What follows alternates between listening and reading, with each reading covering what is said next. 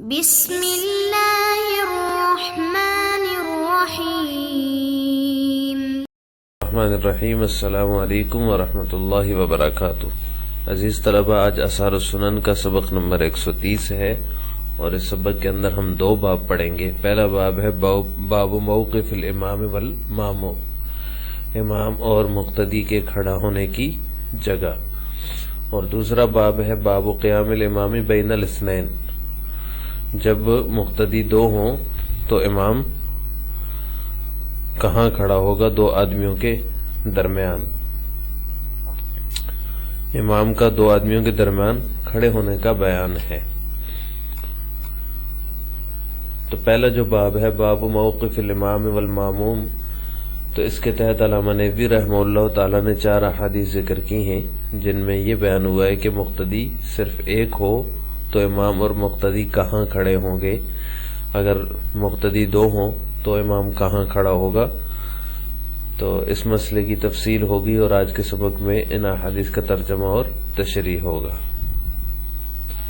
باب موقف الامام والماموم، اس کی پہلی حدیث ہے عن انس بن مالک رضی اللہ تعالی عنہ ان جدته ملیکہ دعت رسول اللہ صلی اللہ علیہ وسلم بطعام صنعته فأكل منه ثم قال قوموا فلأصلي لكم، قال انس رضی اللہ تعالی عنہ فقمت الى حصير لنا قد اسود من طول ما لبس فنزحته بالماء، فقام رسول اللہ صلی اللہ علیہ وسلم وصففت انا والیتیم وراءه والعجوز من ورائنا فصلى لنا ركعتين ثم انصرف، رواه الجماعة الا ابن ماجہ۔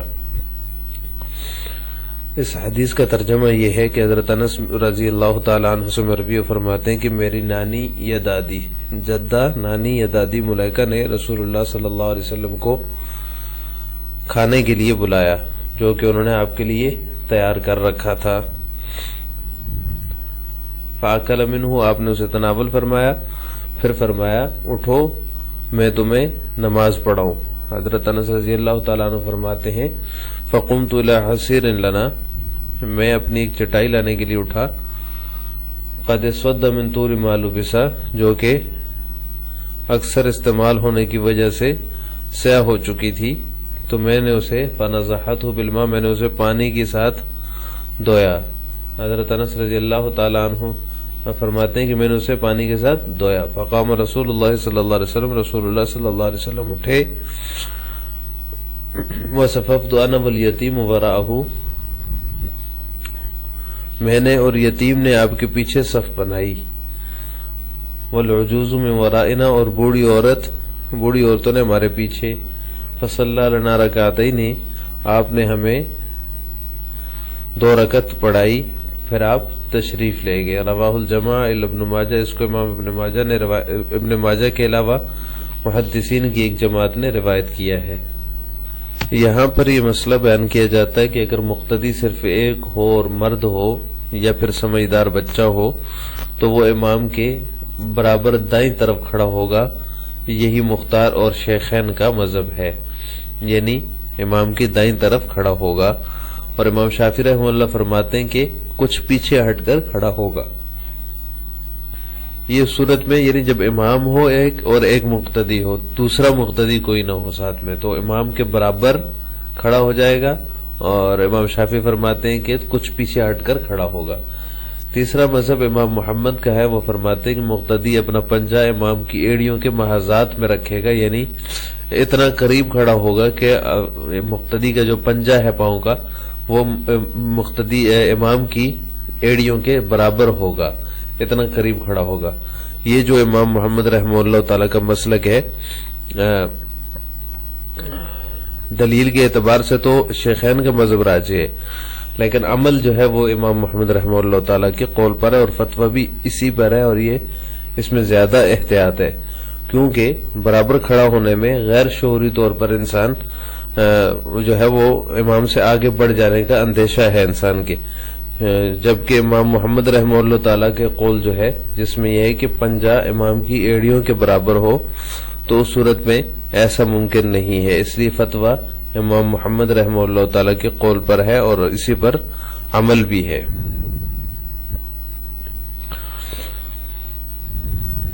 اگر مقتدی بائیں جانب یا پیچھے کھڑا ہو گیا تو نماز بھی فاسد نہیں ہوگی، لیکن بعض مشائخ نے اس کو مکروہ لکھا ہے، اور یہی صحیح ہے کہ مقتدی جو ہے وہ امام کی ایڑی کے برابر میں اس کا پنجہ آئے۔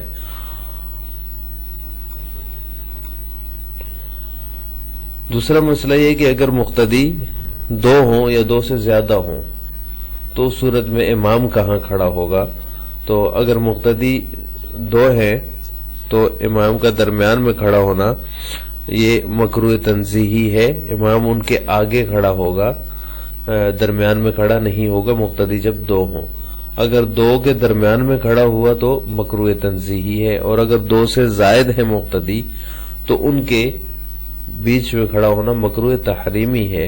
مطلب 3 مقتدی ہیں یا 4 مقتدی ہیں تو ان کے درمیان میں کھڑا ہونا مکروہ تحریمی ہے۔ اگر 2 سے زائد ہوں تو اس صورت میں امام جو ہے وہ آگے کھڑا ہوگا، جیسے کہ عام طور پہ امام آگے کھڑا ہوتا ہے اور مقتدی پیچھے کھڑا صف بناتے ہیں، تو اس طرح امام جو ہے جب 2 سے زائد مقتدی ہوں تو بھی آگے کھڑا ہوگا۔ امام ابو یوسف رحمہ اللہ فرماتے ہیں کہ اگر 2 مقتدی ہوں تو امام بیچ میں کھڑا ہوگا، لیکن مشہور اور جمہور کا مسلک اور مفتبی قول یہی ہے کہ مقتدی اگر 2 ہوں یا 2 سے زائد ہوں تو امام آگے کھڑا ہوگا، بیچ میں کھڑا نہیں ہوگا۔ اس باب کی دوسری روایت وعن جابر رضی اللہ تعالیٰ عنہ قال قام النبی صلی اللہ علیہ وسلم فقمت عن یسارہ فاخذ بیدی فادارنی حتی اقامنی من یمینہ ثم جاء جبار بن صخر رضی اللہ تعالیٰ عنہ فقام عن یسار رسول اللہ صلی اللہ علیہ وسلم فاخذ بیدینا جميعا فدفعنا حتی اقامنا خلفا، رواہ مسلم۔ اس روایت کا ترجمہ یہ ہے کہ حضرت جابر رضی اللہ تعالیٰ عنہ سے مروی فرماتے ہیں کہ نبی کریم صلی اللہ علیہ وسلم کھڑے ہوئے تو میں آپ کے بائیں طرف کھڑا ہو گیا، فقمت عن یسارہ، میں آپ کے بائیں طرف کھڑا ہو گیا تو آپ نے میرا ہاتھ پکڑ کر مجھے پوری طرح گھمایا، فادارنی، مجھے پوری طرح گھمایا، حتی اقامنی من یمینہ، یہاں تک کہ مجھے اپنی دائیں طرف کھڑا کر لیا۔ ثم جاء جبار بن صخر، پھر جبار بن صخر رضی اللہ تعالیٰ عنہ آئے تو وہ آپ صلی اللہ علیہ وسلم کی دائیں جانب کھڑے ہو گئے۔ فاخذ بیدینا جميعا، آپ نے ہم دونوں کے ہاتھ پکڑ کر ہمیں پیچھے کیا، حتی اقامنا خلفا، ہمیں پیچھے کھڑا کر لیا، رواہ مسلم، اس کو مسلم نے روایت کیا ہے۔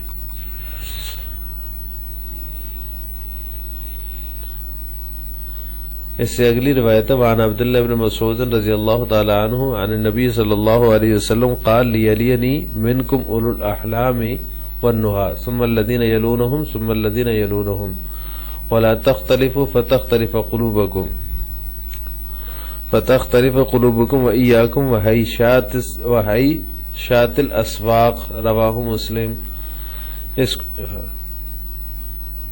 اس روایت کو عبداللہ بن مسعود رضی اللہ تعالیٰ عنہ روایت کرتے ہیں کہ نبی کریم صلی اللہ علیہ وسلم نے فرمایا تم میں سے سمجھ اور عقل والوں کو میرے ساتھ کھڑا ہونا چاہیے، پھر جو ان سے ملتے ہیں یعنی چھوٹے، پھر جو ان سے ملتے ہیں، اور اختلاف مت کرو، فلا تختلفوا ولا تختلفوا، اختلاف مت کرو، فتختلف قلوبکم، ورنہ تمہارے دل مختلف ہو جائیں گے،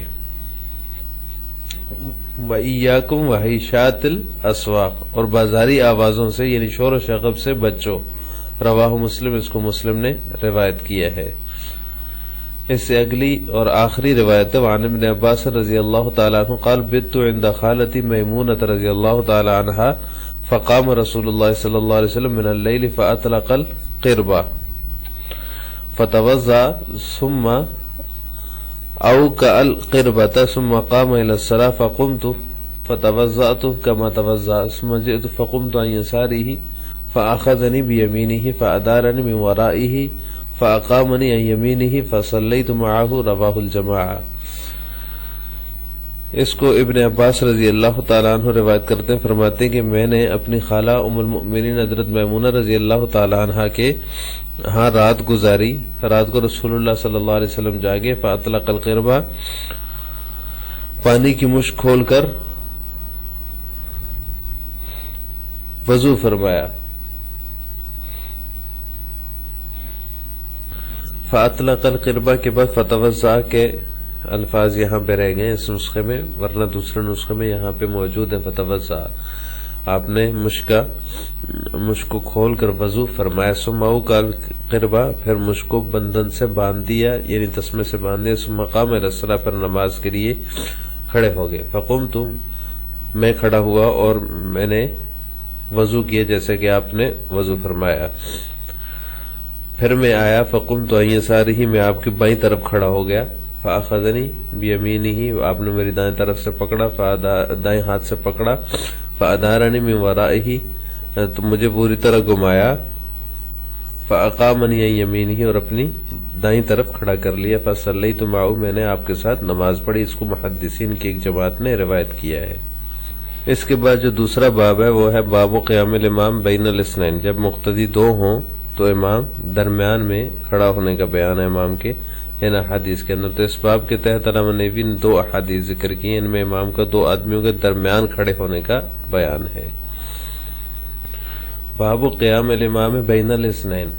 اس کی پہلی روایت ہے عن علقمۃ والاسود انہما دخلا علی عبداللہ رضی اللہ تعالی عنہ فقال اصلی من خلفکم قال نعم فقام بینہما وجعل احدہما عن یمینہ والآخر عن شمالہ ثم رکعنا فوضعنا ایدینا علی رکبنا فضرب ایدینا ثم طبق بین یدیہ ثم جعلہما بین فخذیہ فلما صلی قال ہکذا فعل رسول اللہ صلی اللہ علیہ وسلم. رواہ مسلم. علقمہ اور اسود رحمہم اللہ سے روایت ہے کہ ہم دونوں حضرت عبداللہ رضی اللہ تعالی عنہ کے پاس آئے یا ان کے پاس گئے تو انہوں نے کہا کیا نماز پڑھ چکے ہیں؟ قالا نعم، کیا نماز پڑھ چکے ہیں؟ من خلفکم، جو لوگ تمہارے پیچھے ہیں. ہم نے کہا جی ہاں. فقام بینہما وجعل احدہما عن یمینہ، وہ ہمارے درمیان کھڑے ہو گئے. ایک کو انہوں نے اپنے دائیں طرف اور دوسرے کو عن شمالہ اپنے بائیں طرف کھڑا کر لیا. ثم رکعنا، پھر ہم نے رکوع کیا تو ہم نے اپنے ہاتھ اپنے گھٹنوں پر رکھ لیے. فضرب ایدینا، تو انہوں نے ہمارے ہاتھوں پر مارا.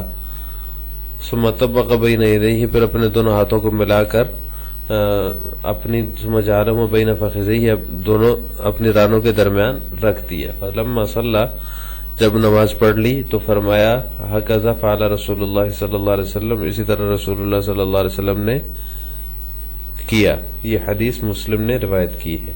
دوسری روایت عن عبد الرحمن بن الاسود عن ابیہ قال استأذن علقمہ والاسود علی عبداللہ رضی اللہ تعالی عنہ وقد كنا اطل القعود على بابه فخرجت الجارية فاستأذنت لهما فأذن ثم قام فصلى بيني وبينه ثم قال هكذا رأيت رسول الله صلى الله عليه وسلم يفعل. رواه ابو داود واسناده حسن.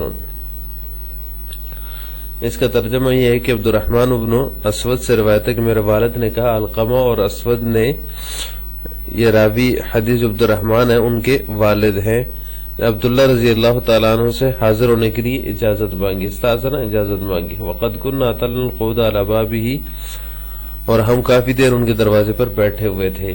فخرجت الجاریہ، باندی باہر آئی. فاستأذنت لهما، اس نے دونوں کو اجازت کی اطلاع دی. فاذن، پھر انہوں نے اذان کی. ثم قام، پھر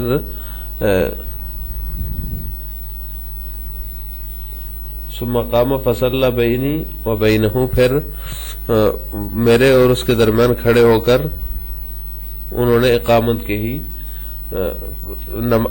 ثم صلی، پھر انہوں نے نماز پڑھی میرے اور ان کے درمیان کھڑے ہو کر. میں نے ثم قال، پھر فرمایا ہکذا رأیت رسول اللہ صلی اللہ علیہ وسلم یفعل، میں نے رسول اللہ صلی اللہ علیہ وسلم کو اسی طرح کرتے ہوئے دیکھا. اس کو ابو داؤد نے نقل کیا اور اس کی سند حسن درجے کی ہے. ان دونوں روایتوں میں امام کے 2 آدمیوں کے درمیان علقمہ اور اسود جو حدیث کے راوی ہیں، پہلی حدیث میں اور دوسری حدیث میں عبد الرحمن بن الاسود روایت کر رہے ہیں، امام کے درمیان میں کھڑے ہونے کا بیان ہے.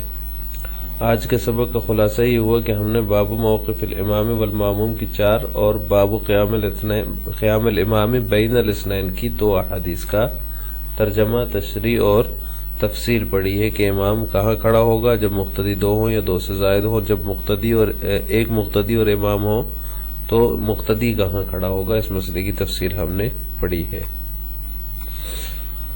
آخر میں آپ سے 2 سوال ہیں. پہلا سوال ہے اگر مقتدی صرف ایک ہو تو وہ کہاں کھڑا ہوگا، اس کا جواب آپ نے کمنٹ باکس میں دینا ہے. نمبر 2، فتویٰ کس کے قول پر ہے؟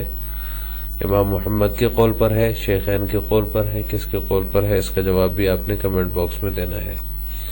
السلام علیکم ورحمۃ اللہ وبرکاتہ.